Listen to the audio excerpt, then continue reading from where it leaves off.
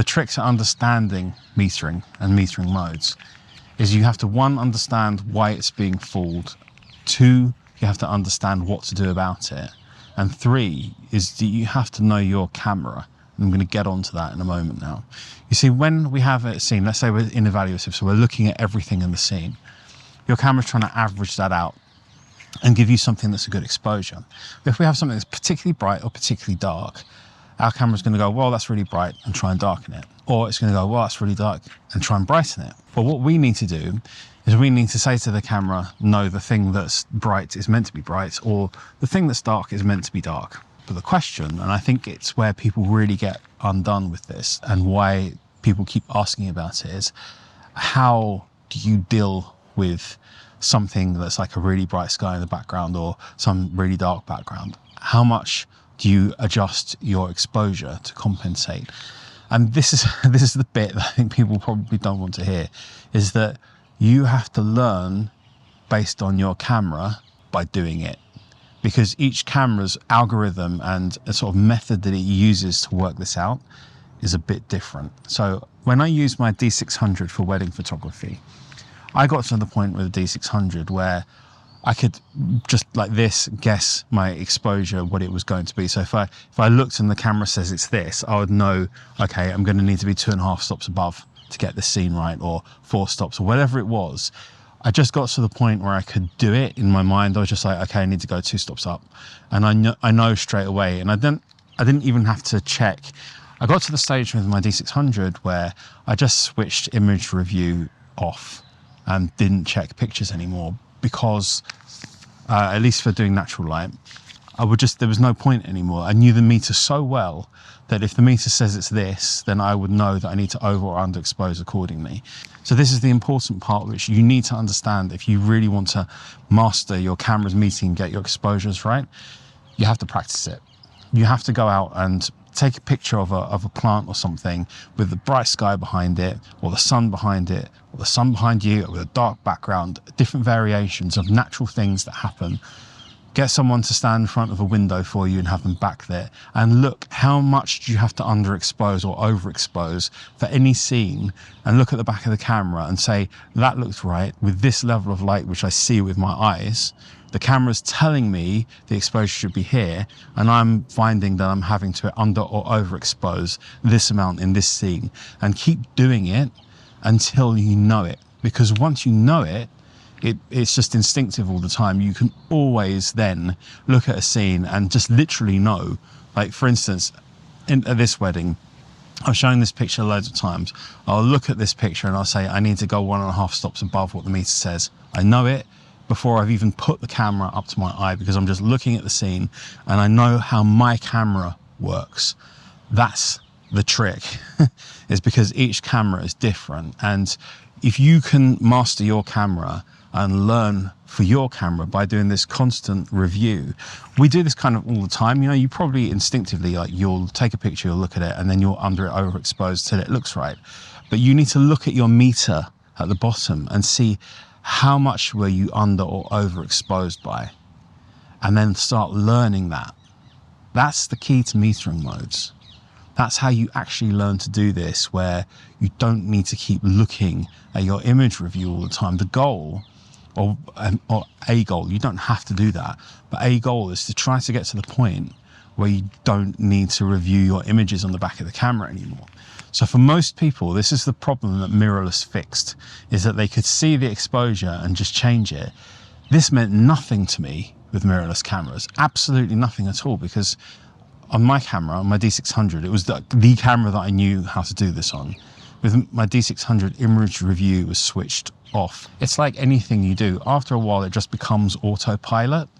You know this, don't you, from things that you do, like driving a car. There comes a point at which you don't need to, I mean, I'm not saying don't concentrate, but you can just do it, and you're not really thinking through. It's just an autopilot thing. And your camera can become like that too. The difference is that each camera is different. So when you do it on one camera, that won't work on a different one. You'll have to relearn it for each camera. So where does spot metering come in? So for me, spot metering on my D600 is on one of the buttons on the front of it. And when I hold that in, I get spot metering on the focus point.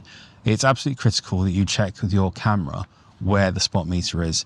And this would be for times where I'm using something like aperture priority with auto ISO. So I'm letting the camera do the work. And the reason I'd let the camera do the work, and I do quite a good chunk of a wedding potentially like that as well, is speed. It's just that the camera can change the settings faster than I can. So it's no good changing your settings in certain environments, like certain action or sports things. You can't change your settings because the moment's finished before it's physically possible to change your settings. So you want to be able to let the camera do that.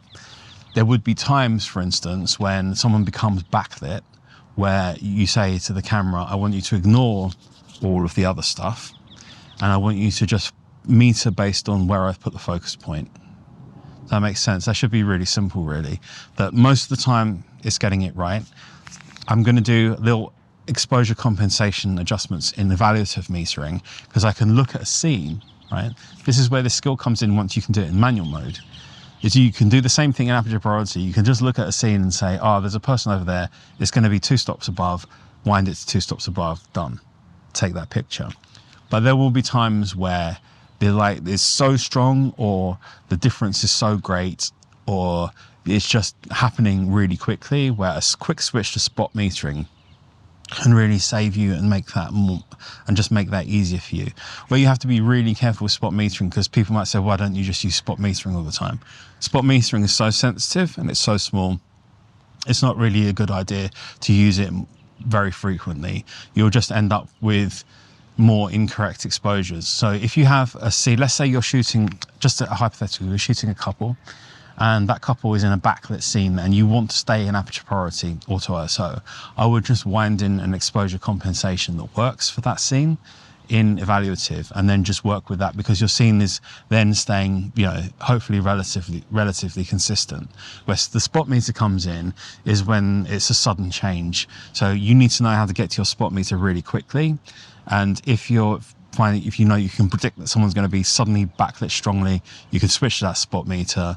Or, you know, if there's suddenly a really dark background coming up, you know it's coming up, switch that spot meter and you can get those pictures really quickly like that. So when it comes to the meter being fooled, it's always, if there's large areas or very intense areas of light or dark, that will cause a problem to your meter, and that's when you're going to need to use exposure compensation.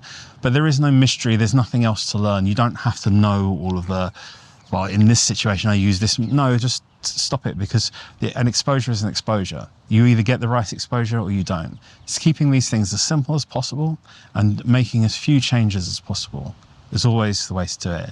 I've never been in a scene that evaluative metering can't handle. It's just that I need to know how much to over or underexpose. That's all. That's all it ever is. And if it needs to be quick, spot metering will handle that for me. I don't need anything more than that. There just isn't any need for it.